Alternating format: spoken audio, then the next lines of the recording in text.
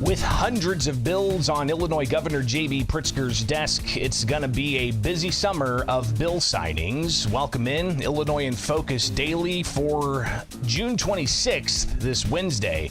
I'm Greg Bishop. Thanks for being with us as we bring you this daily program to keep you plugged into what's going on. Yesterday, we talked about Governor J.B. Pritzker enacting a new state agency, the Illinois Department of Early Childhood, and the governor making some statements yesterday during a bill signing. And here's some of what he had to share with the creation of this new state agency to deal with early childhood development. I am truly very proud to usher in the beginning of a new era for early childhood education and care in Illinois as we create the Department of Early Childhood, our first ever unified state agency dedicated to supporting Illinois' youngest children and their parents.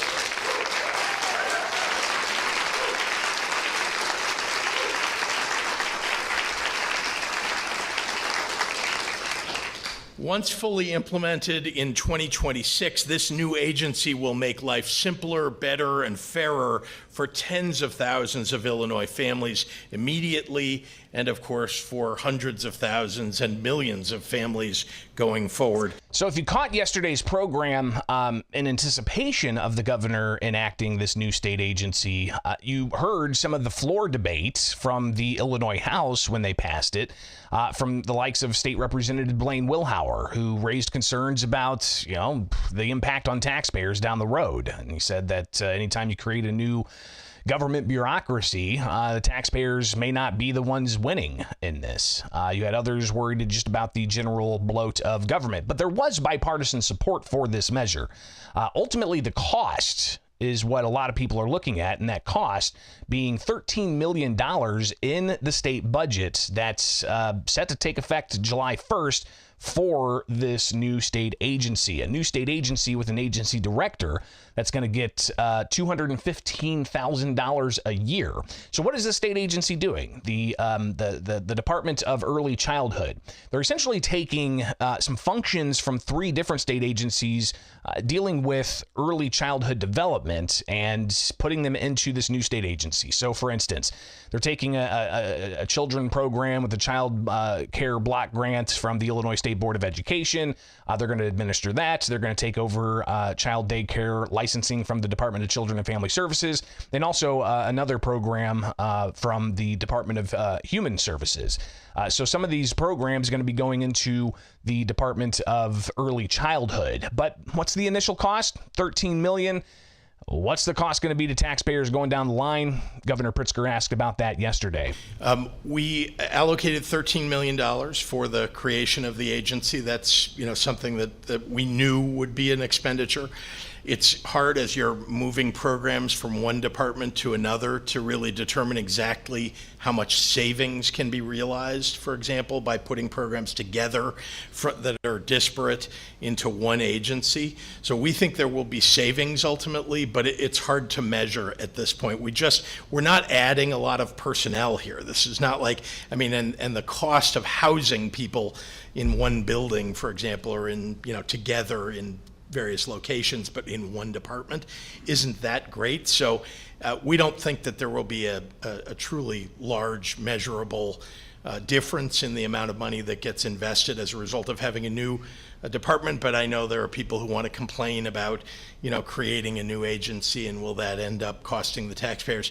I really don't think it will. I think there's real efficiency in taking programs that are disparately located in different departments and bringing them all together.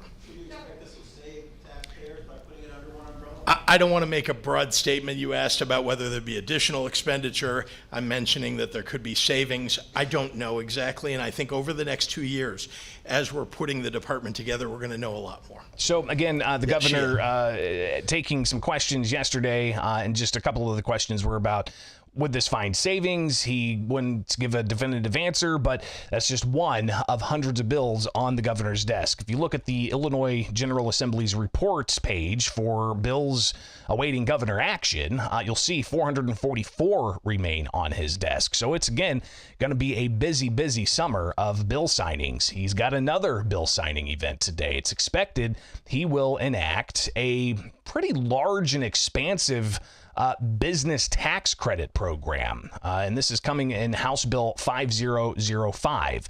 And this was a measure that started off as an education savings program, but then after some amendments and a pretty lengthy amendment here, you've got changes to the Use Tax Act. You've got changes to the electricity excise tax law, changes to the Illinois Enterprise Zone Act, the River Edge Redevelopment Zone, the Growing Economy Tax Credit, which is EDGE, the Economic Development and Growing Economy Tax Credit, microchip tax credit, these reimagining energy and vehicles in Illinois tax credit.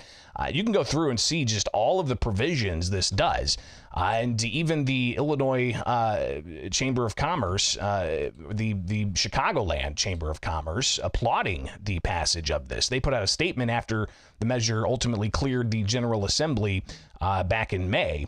They put out this statement saying that they're looking forward to enactment of this. Said last year was a banner year for economic development in Illinois, and this legislation will allow us to build on that positive momentum and lay the groundwork for Illinois to continue to attract new jobs and economic growth for years to come. Chicagoland Chamber has long advocated for the trailblazing initiatives included in this legislation, including creating quantum research and development and quantum computing campus incentives, which, by the way, could cost $500 million, extending the research and development tax credit, a big win for Illinois manufacturers. They've been pushing for that for a long time, and additional 5 years, strengthening the Reimagining Energy and Vehicles in Illinois, REV Act, and enhancing the film tax credit.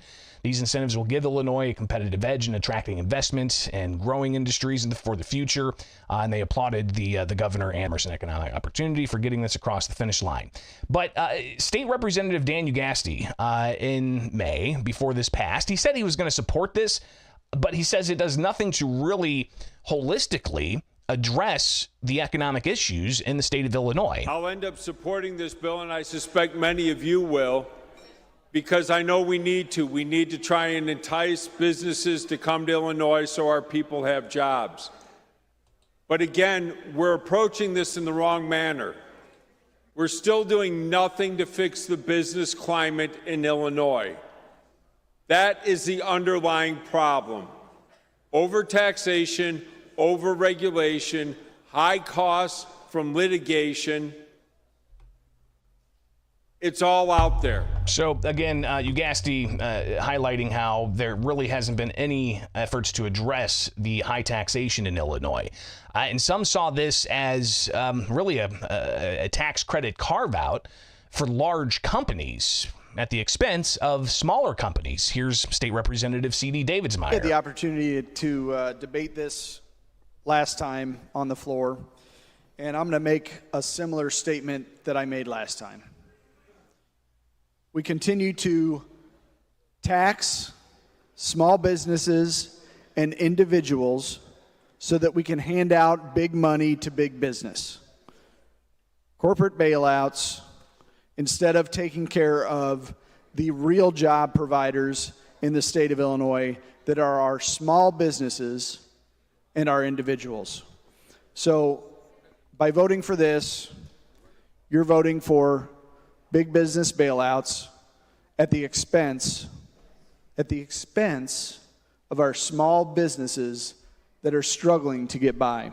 So clearly, some interesting conversation. The Department of Commerce and Economic Opportunity has declared that this particular measure will bring in tens of billions of dollars in economic development, create tens of thousands of jobs over a set number of years. but it could have a cost of hundreds of millions of dollars in tax credits to the state of Illinois. So will the governor be signing that this morning? It's anticipated, so we'll definitely bring you what he had to say, some questions of this particular measure, but maybe some off-topic questions as well. It is Illinois in Focus Daily with you here. I'm Greg Bishop. Thank you so much for taking time with us each and every weekday morning. Be sure to like and subscribe, hit that notification bell, and join us, won't you, here with Illinois in Focus Daily.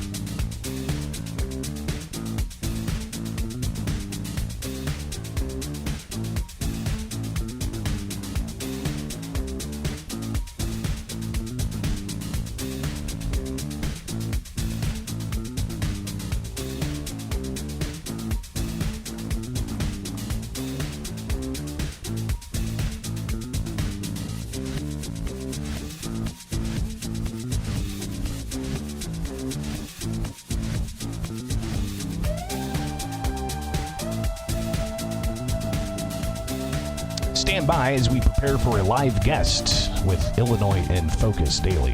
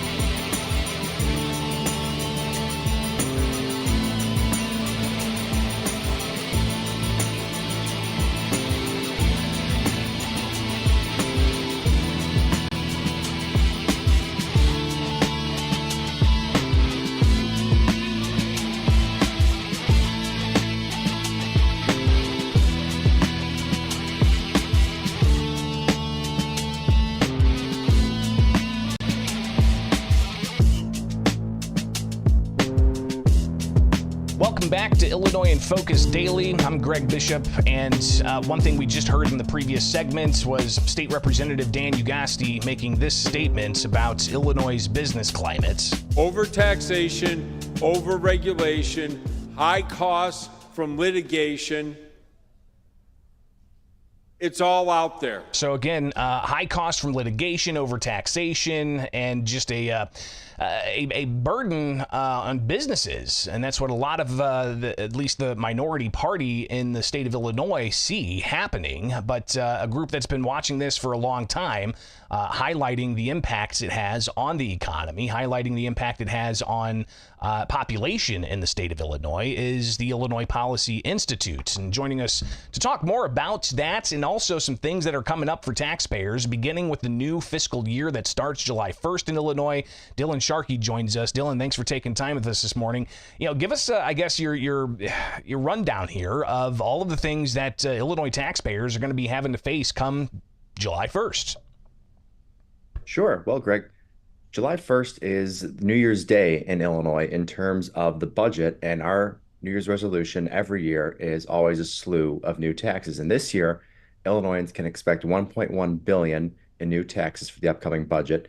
Governor J.B. Pritzker originally asked for around $900 million in new taxes, and state lawmakers said, well, we'll raise you $200 million like it was a game of poker, except the only difference is both sides are playing with taxpayer dollars, not their own. So here we are with the budget that passed, the state's largest budget, $53 billion in excess. When you work in the federal tax dollars that are coming to Illinois, it's $125 billion. And I think that's really the number people should think about as to how much your tax dollars cost to run Illinois. But talk about, I guess, the comparison of Illinois to not just the rest of the country, because we can look at California, for instance, all the way over there on the West Coast, but what about Illinois in the Midwest? What's the gas tax comparison to the likes of Missouri or Kentucky or Indiana or some of the other corporate environment taxes? How does Illinois compare to all of those other states? Oh, we rank number one, and not in the number one the way you'd want to be ranked. For example, you mentioned us trailing California in many ways, and the gas tax is just an example of that. We have the second highest state gas tax in the nation, behind only California. When you add up what people pay in gas taxes at the federal, state, and local levels, Illinoisans pay the second most in gas taxes in the nation to only California, obviously the highest in the Midwest by far. Dylan Sharkey with us with the Illinois Policy Institute, talking about July 1st and a slew of new taxes coming into effect. We've talked about the doubling of the gas tax back in 2019 and the addition of some kind of increase tied to inflation. What are Illinoisans, or at least motorists, filling up in Illinois? Because a lot of people have to pass through Illinois, including trucking companies. I'm sure some of them probably try to tally getting from the west side to the east side of Illinois, trying to not fill up. But what on average are people going to have to pay more on top of what they're paying now after July 1st? Well, even a 2-cent increase, which is what we are seeing on July 1st, is going to go up to 47 cents from 45.3. And for the average person, that could cost you an extra around $180 a year, but that depends on how much gas you use in a year. And specifically for this upcoming holiday weekend for Independence Day, people should really be mindful of how much they have left in the tank and how far can they get with their gas before they need to refill up.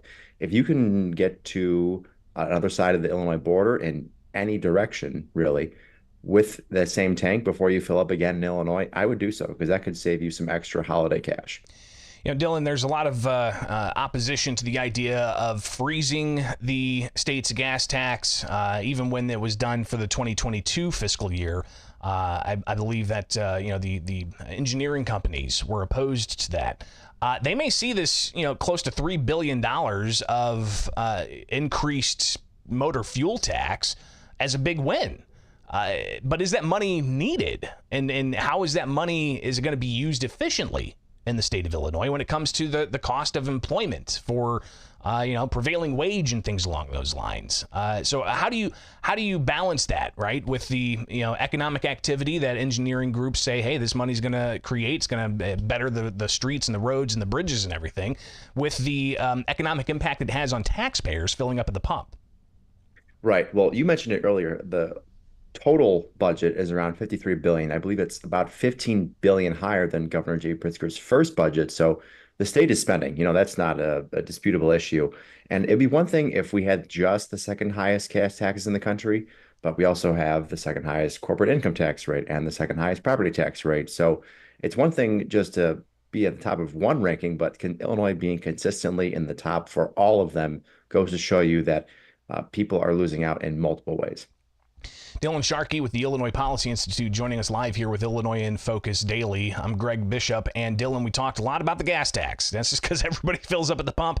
Not everybody does sports betting, though. That's another tax that's going up July 1st. Talk about that and who that really impacts, because the governor says this is not impacting those who place bets in sports books. Right. So sports betting, the tax hike is a huge component of this new budget. It is $200 million of the $1.1 billion in new taxes. And Governor Jay Pritzker said that it won't affect people directly, and it won't. What it does is it raises the amount that sports books have to pay up of their winnings. And now these major companies, DraftKings and FanDuel, they have come out and said that as a result of this new tax hike, it is currently a 15% flat rate. It will change to a progressive rate from anywhere from 20% to 40%, depending on how much a company brings in. And one of the consequences of that is they say their users on their apps are going to see fewer promos and bonuses that they would normally benefit from right now. You may see them all the time in commercials. It could be a promotion to sign up and you get $100 in free bets, or bet 5 chance to win this. They argue they're going to see less of that in Illinois. And also, you might see people just bet not as much. And not this to say that it will go down, but that the revenue could be below what lawmakers are expecting. For instance, in fiscal year 2022, the state brought in about 142 million in revenue, but then in fiscal year 2023, it went up by just 1 million. So 142 to 143. So the growth has kind of cooled off. It's still a massive amount of money, don't get me wrong, but as far as change per year, it has kind of dwindled down. So I don't know what they're expecting to see as far as growth in the future. Dylan Sharkey with the Illinois Policy Institute with us. July 1st, various new taxes kicking in, some part of the budget, some part of a plan from 5+ years ago.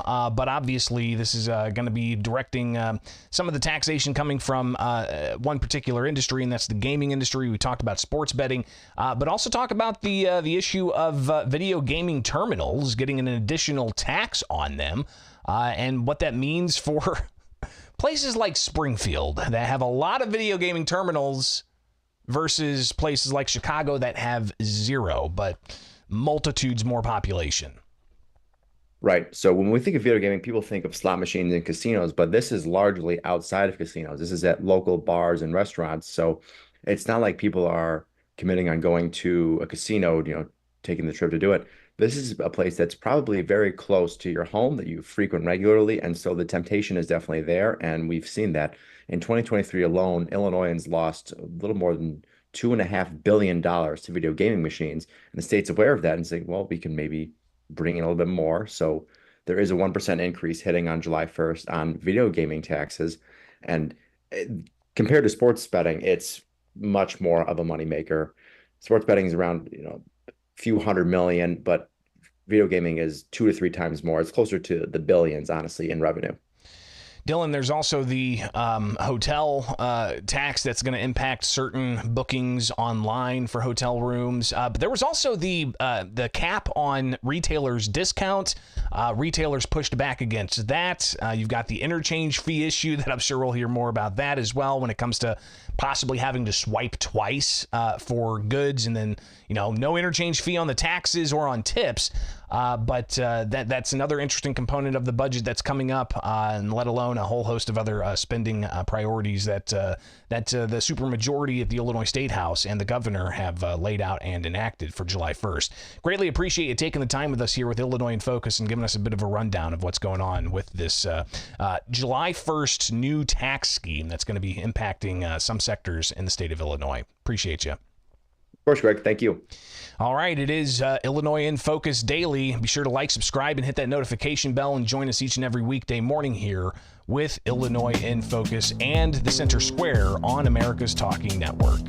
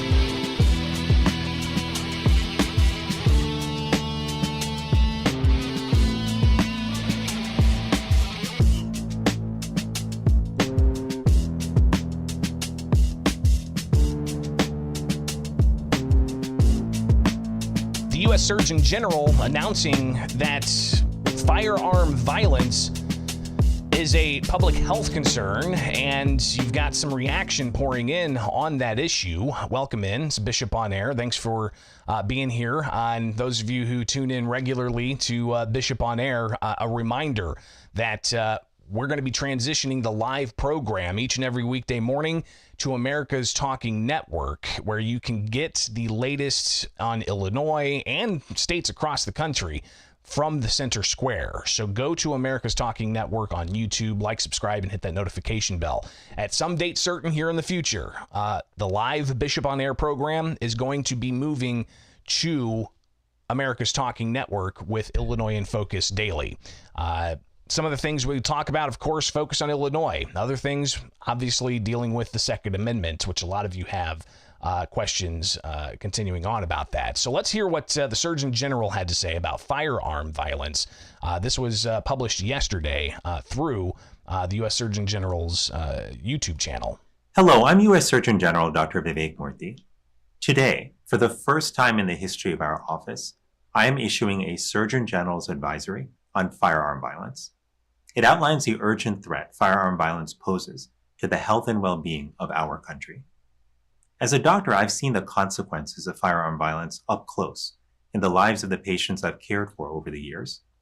These are moms and dads, sons and daughters, all of whom were robbed of their physical and mental health by senseless acts of violence. Unfortunately, the problem has continued to grow. 54% of adults in America report that they or a family member have experienced a firearm-related incident, whether they've been personally threatened with or injured by a firearm, lost a family member, witnessed a shooting, or shot a firearm in self-defense. Many of these harms are disproportionately felt in our communities. Black individuals endure the highest rates of firearm homicides, while suicide rates are highest among veterans, older white individuals, and younger American Indian and Alaska Native people. What is especially devastating is how this has affected our children. Firearm violence has become the #1 cause of death among children and adolescents, more than car accidents or drug overdoses. I've sat with parents who've lost a child to firearm violence. I've listened to their stories and felt their pain as they describe the holes in their hearts.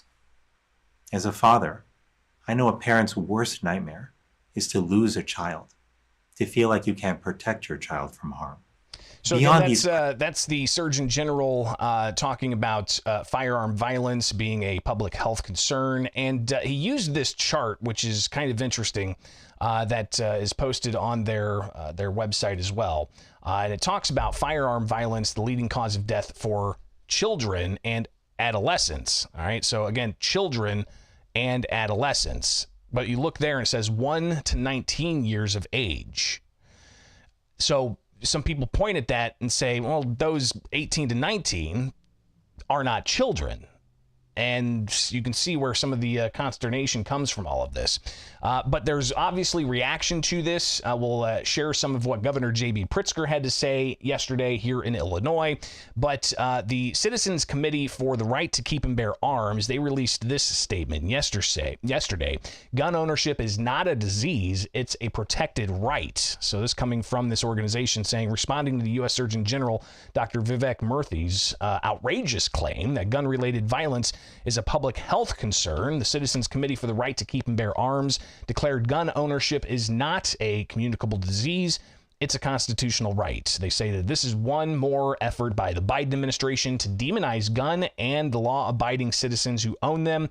According to Alan Gottlieb, the chairman of the Citizens Committee for the Right to Keep and Bear Arms, he says the problem with violent crime is not that it is a disease, but a symptom of failed leadership from the White House and down. From the day he took office, Joe Biden has treated gun owners like social lepers. He considers us second-class citizens who should be ostracized as though we are a spreading plague. So, again, that's the comments from the Second Amendment community from at least the Citizens Committee for the Right to Keep and Bear Arms. Governor Pritzker was asked about this yesterday at his bill signing ceremony, and this is some of what he had to say in response to the U.S. Surgeon General saying that gun violence, quote unquote, gun violence, is a public health crisis. Well, I'm proud that Illinois has led the way in this regard. I do think it's important to recognize that this is, an area where we need to put new emphasis.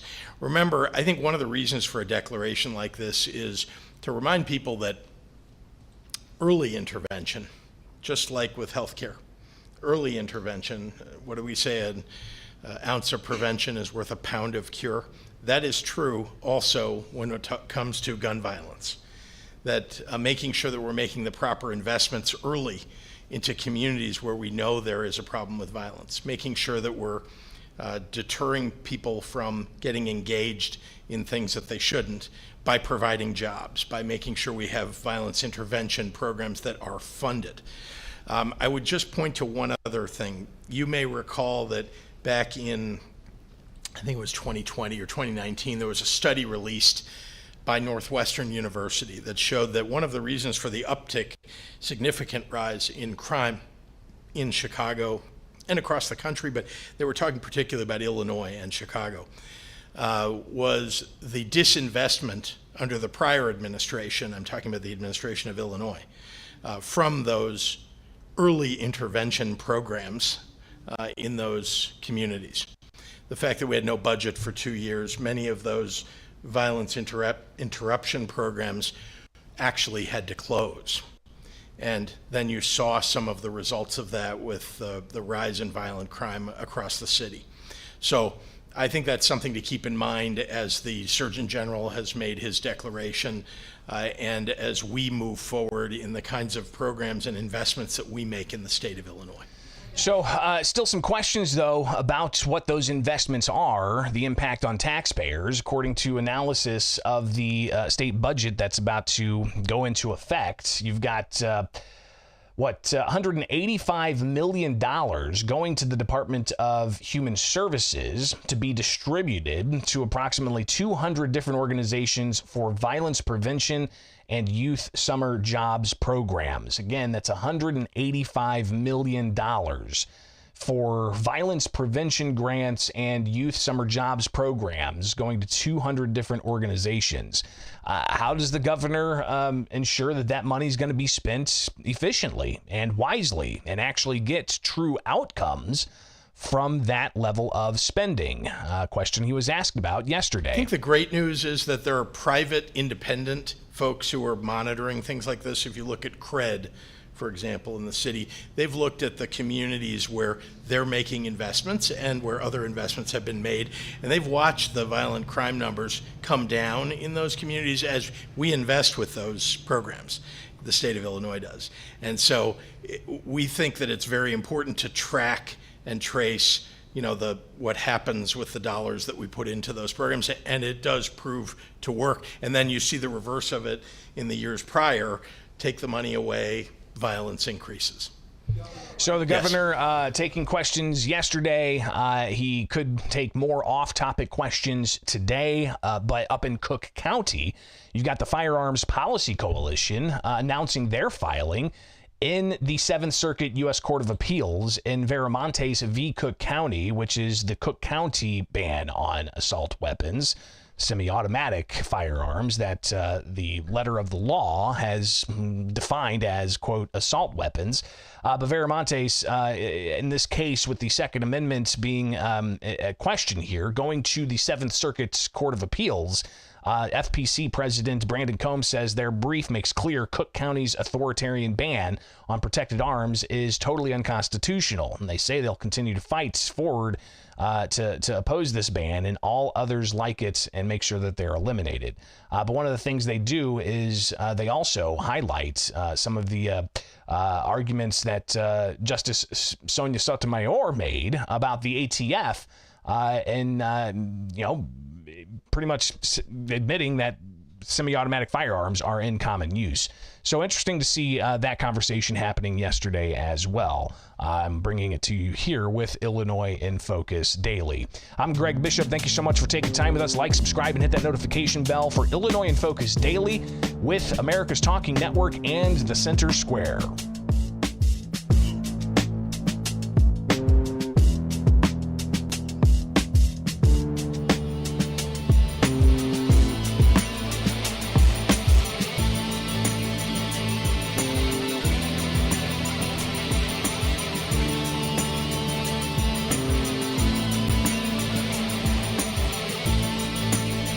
right, there's so much going on. One last segment for you dealing with the non-citizen migrant crisis and the Pritzker administration announcing even more state-supported, taxpayer-supported shelters for, quote, new arrivals. Welcome back, Illinois in Focus Daily. I'm Greg Bishop.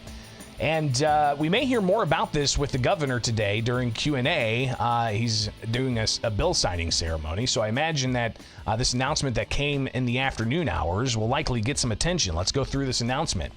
So here is the headline from the Pritzker administration.